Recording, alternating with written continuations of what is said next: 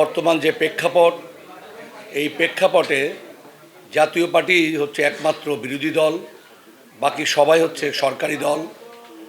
জুলাই গণ আন্দোলনে আমাদের পার্টির চেয়ারম্যান জিএম কাদের প্রথম রাজনৈতিক কোনো ব্যক্তিত্ব, যিনি ৩রা জুলাই সংসদে দাঁড়িয়ে এই জুলাই আন্দোলনকে সমর্থন করেছিলেন এবং আমাদেরকে সমর্থন করতে বলেছিলেন এবং ২০শে জুলাই সাংবাদিক সম্মেলন করে জাতীয় পার্টির সকল স্তরের নেতাকর্মীকে মাঠে থাকতে বলেছিলেন ছাত্রদের পক্ষে, যার প্রেক্ষাপটে আমাদের অসংখ্য ভিডিও ফুটেজ টিভির পর্দায় আপনারা দেখবেন যে আমরা এবং ৩রা আগস্ট শহীদ মিনারে যে এক দফার আন্দোলন হয় সেখানেও আমাদের ছাত্র সমাজের ছেলেরা সেখানে বিক্ষোভ করেছে। আমি ব্যক্তিগতভাবে 10ই জুলাই থেকে, যেহেতু এখন আধুনিক যুগ, আমার ইউটিউব, টিকটক এবং ফেসবুকে গেলে আপনারা দেখতে পারবেন 10ই জুলাই থেকে 4ঠা আগস্ট পর্যন্ত লাগাতার আমি ছাত্রদের পক্ষে কথা বলেছি। জাতীয় পার্টি বরাবর একটি শান্তিপ্রিয় রাজনৈতিক দল এবং গত প্রায় ৩৫ বছর আমরা বিরোধী দলে আছি। এই দীর্ঘ সময় কেউই বলতে পারবে না, কোনো রাজনৈতিক দল বলতে পারবে না যে জাতীয় পার্টি কারোর বিরুদ্ধে হামলা করেছে, মামলা করেছে, হুমকি দিয়েছে, কাউকে হুমকি দিয়েছে। তারপরও এই জুলাই বিপ্লবের পরবর্তী পর্যায়ে আমাদের পার্টি বসে আগুন দেওয়া হয়েছে, হামলা করা হয়েছে। একটা বিরূপ পরিস্থিতি, এমন একটা পরিস্থিতিতেও আমরা নির্বাচন করার সিদ্ধান্ত নিয়েছি।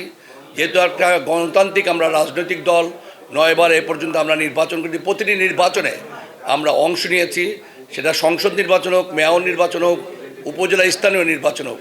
তো সেই প্রেক্ষাপটে এবারও আমরা নির্বাচনে অংশ নিচ্ছি। তা আমি জানি না, এবং আমাদের পার্টির চেয়ারম্যান মহাসচিব আশঙ্কা বোধ করেছেন যে নির্বাচন কতটা নিরপেক্ষ হবে এবং নির্বাচনের আগে প্রার্থীদের নিরাপত্তা কতটা থাকবে সেই ব্যাপারে আমরা সন্দিহান।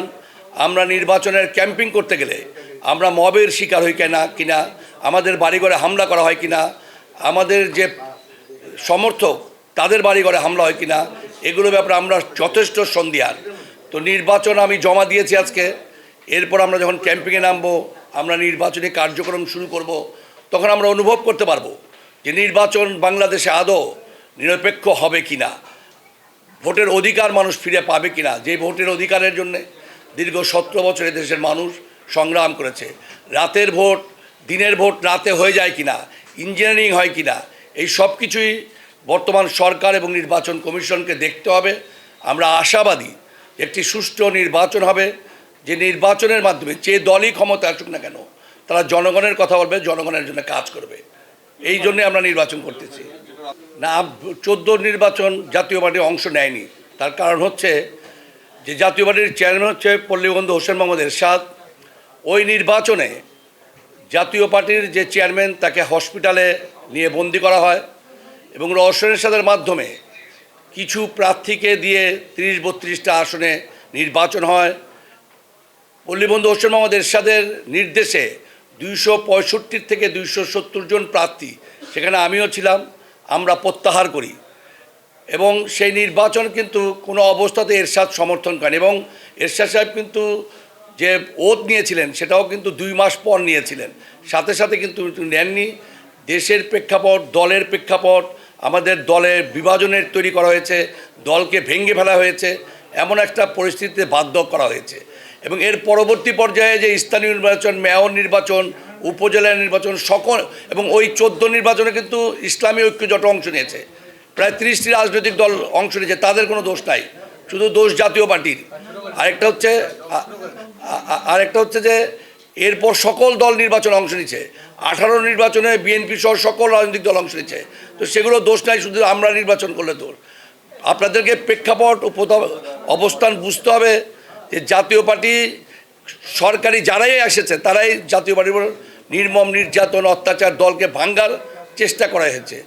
যে প্রেক্ষাপটে অনেক সময় আমাদেরকে কৌশলের অবলম্বন করতে হয়েছে। 24 নির্বাচন সেই ধরনের একটি কৌশল ছিল, আমাদের লাঙ্গল যাতে আওয়ামী লীগ রহস্যের সাথে মাধ্যমে নিয়ে না নেয়, সেই প্রেক্ষাপটে আমরা নির্বাচনে অংশ নিয়েছিলাম। আমাদের কাছ থেকে প্রত্যাহার পত্র নেওয়া হয়েছিল, কিন্তু শেষ দিন আমাদের চেয়ারম্যানকে ওই বনানী অফিসে কিন্তু এনএসআই দিয়ে আটক করে রাখা হয়েছিল, যার প্রেক্ষাপটে আমরা প্রত্যাহার করতে পারিনি। ঢাকার সবগুলো আসনে আমাদের প্রার্থী দেওয়া হয়েছে।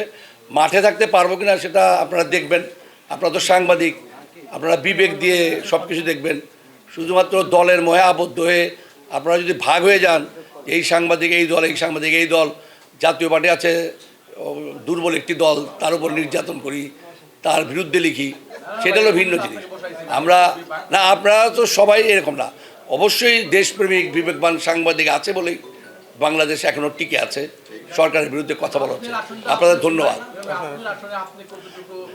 আমার যে আসন সেই আসনে আমি 96-এ প্রথম নির্বাচন করি। সেই নির্বাচনে একটা ত্রিমুখী লড়াই ছিল আওয়ামী লীগ, বিএনপি, জাতীয় পার্টির মধ্যে। পরবর্তী পর্যায়ে আমরা সেখানে দুর্বল হয়ে যাই, আমাদের ওইভাবে আর ভোট অগ্রসর হয়নি, বরঞ্চ ভোট কমে গেছে। 96-এ আমি 20,000 ভোট পেয়েছিলাম। যে ক্যান্ডিডেট পাস করেছিল সে 50,000, যে দ্বিতীয় হয়েছিল সে 47,000, কিন্তু লাস্ট নির্বাচনে আমি 8,000 ভোট পাই। ধন্যবাদ।